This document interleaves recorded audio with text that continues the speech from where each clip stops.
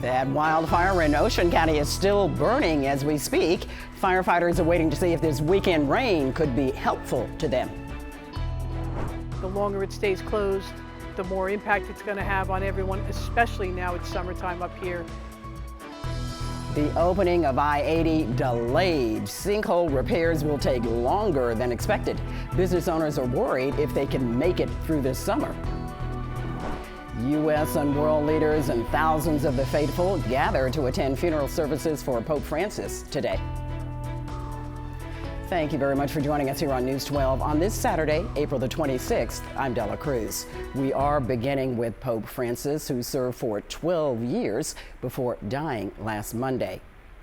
Political and religious leaders and thousands of visitors gather at the Vatican in Rome to bid a final farewell to him. After lying in state in St. Peter's Square for 3 days, he was carried out into the piazza. He'd given an Easter blessing during his final public appearance. President Trump and First Lady Melania paid their respects before the funeral began. Former President Joe Biden and his wife Jill were seen at St. Peter's Square. They are seated with other U.S. leaders. 130 delegates are in attendance, including 55 heads of state, 14 heads of government, and 12 reigning monarchs. Back here at home, that fire in Ocean County is still going, burning for 5 days now. 15,300 acres are torched. 60% of the fire is contained. 4 buildings are threatened. Firefighters hope the weather will work in their favor this weekend. We'll see if the morning showers make a difference. This afternoon, we are looking at possible thunderstorms and lightning, which could reignite the blaze. Chances are small, but officials say all it takes is a small spark. Residents and firefighters are keeping their eyes out.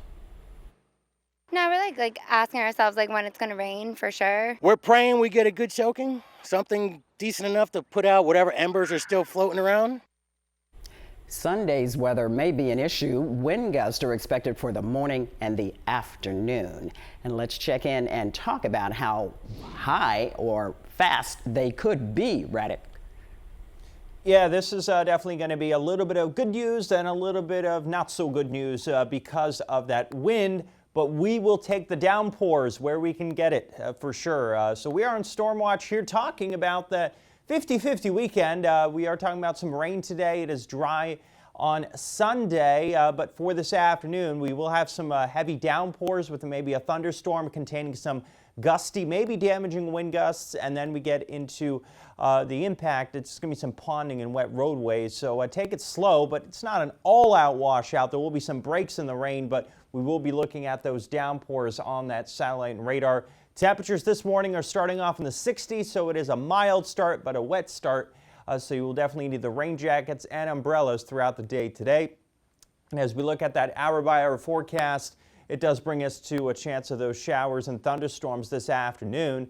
Not all day, really, but it's going to be that downpour that pushes through. Then you get a bit of a lull, and then maybe another downpour with a rumble of thunder or two, and some gusty winds embedded in those storms will be possible. You see those high temperatures into the low 70s, and here's how those rain chances are across the day today. You see early afternoon, just after lunchtime, is your best chance to see some rain and thunderstorm activity. And then we get a lull in the action, maybe closer to dinner time before one last round moves in later into the evening. So we're going to time out that Futurecast hour by hour and also talk about those gusty winds for the second half of the weekend in my full forecast and 10-day in just a little bit.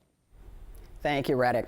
New Jersey is getting emergency FEMA funding due to this fire. The money will help with cost of equipment and supplies used by firefighters. The mayor of Lacey has a message for the fire crews. I'd open my house to them. What I want to communicate to them and our people is that we're there for you. We love you. I will do something officially at our township committee meeting and maybe on a larger scale and involve the whole county. The mayor urges residents to continue checking the Lacey Township website and the DEPs for updated info. They put out the alerts for air quality, and the particulate matter will, having a background in public health for 17 years, will affect people with seasonal allergies, asthma, possibly COPD, and refer to their website with frequency. because this is a situation with wind change can flare right back up again, my hope. Stay with News 12 for coverage of this wildfire. We'll have updates online, on air, and on the News 12 app.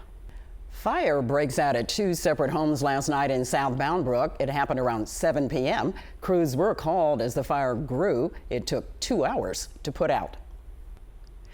The search for a missing student at Princeton ends tragically.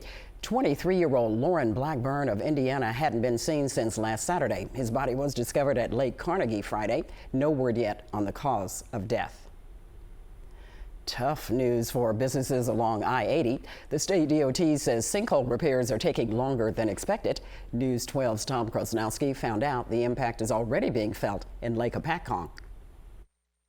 If they can get Route 80 fully open by June 25th, that's a week after Father's Day, that would be fantastic for everyone. That's still the stated goal from the DOT, but the team's first task, reopening 2 westbound lanes along I-80 by May 4th, has been pushed back until the end of the month. It would take all the diverted traffic that's being diverted onto 15 in front of Picatinny Arsenal.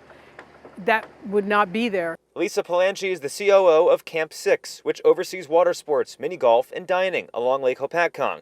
She says during the summer, almost half of the pier's visitors are tourists. Even for the locals, by the time they deal with that traffic and get up here, they just want to go home. The kayaks hit the water next week, but there hasn't been as much action along the lakefront. The Windlass Restaurant has applied for emergency grant funding, but even the $15,000 maximum award is a fraction of what they've lost. They're down almost $55,000 in the first quarter, year to year, right now, and that's our off season. So the news today with the road, the 2 westbound lanes not being reopened by May 15th is certainly going to hinder that as well, because again, now's when we really start to pop. And after all that locals have been through, a day at the lake can go a long way. You know what? It's a good stress relief. So if you're a little stressed driving your car and you're feeling stressed, it's a good time to stop and maybe can chill down a little bit, have a drink, have something to eat, go out and exercise, and then move on your way home. 2 eastbound lanes are still set to reopen along I-80 in mid-May. In Lake Hopatcong, Tom Krasnowski, News 12, New Jersey. New images of an overturned truck on the turnpike. It happened just after 2:30 Friday afternoon on the Western Spur in East Rutherford. First responders helped to get the driver out. That person was taken to the hospital. Further south on the turnpike in Edison, a fiery crash involved several tractor trailers. Drone 12 over the scene around exit 10. State police say 4 tractor trailers rear-ended each other and burst into flames. Minor injuries reported. New Jersey State Parole and Westville police arrest a man for an attempted burglary. It happened last Friday morning in the 200 block of Broadway. Authorities say the man kicked in doors and broke windows at the home in Gloucester County, but he was gone by the time they arrived. They say their investigation led them to Matthew Cox of Westville. He's also charged with possession of a weapon, criminal mischief, and violation of parole. A former music teacher at Union High School admits to producing child porn. The U.S. Attorney's Office says Michael Hamilton of Springfield pled guilty in Camden Federal Court. Between February and July of 2023, the district attorney says Hamilton admitted that he exchanged hundreds of sexually explicit messages with one minor and received and possessed materials from 2 others. Hamilton could face up to 30 years in prison and a $250,000 fine. A man from North Bergen is arrested for robbery and disorderly conduct. Police in West New York say Ariel Sandoval Polino stole a man's scooter and kicked out a tooth in the process. This happened around 12:30 a.m. Friday at 68th Street and Bergen Line Avenue. Police say the victim also had several cuts on his body and face. West New York EMS say they spotted a man with a scooter in his possession and blood on his clothing. They realized that he matched the suspect's description. Cameras in that area confirmed the crime. Police say a bomb threat at a Walmart in East Windsor turns out to be a hoax. The call came in just after 5:30 p.m. Friday. The caller spoke with someone in the pharmacy. They allegedly threatened to detonate a bomb in the store if the employee hung up, but that person disconnected before police arrived. East Windsor police are still investigating.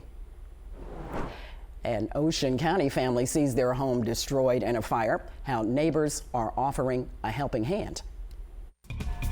Hi, I'm Genevieve, and I'm here with Spotlight New Jersey, News 12, to have a little conversation today with Dela Cruz. We're talking life and music and all kinds of fun things of what it's like to be a touring artist and whatever else we come up with. News 12 New Jersey is here with you. Rain or shine, we're with you. Flooding could impact your commute. We're with you before, during, and after the storm. It'll be a perfect day for a picnic at the park. The toll of commuting keeps rising for New Jersey residents. Why are we raising the fares if the trains are so horrible? News 12 hears you, Jersey, and we're here to help. We're tracking the issues that send you off the rails and looking for solutions to what's causing your commute to be both costly and chaotic. Watch Toll of Commuting every Monday and Wednesday morning starting at 5 a.m. only on News 12.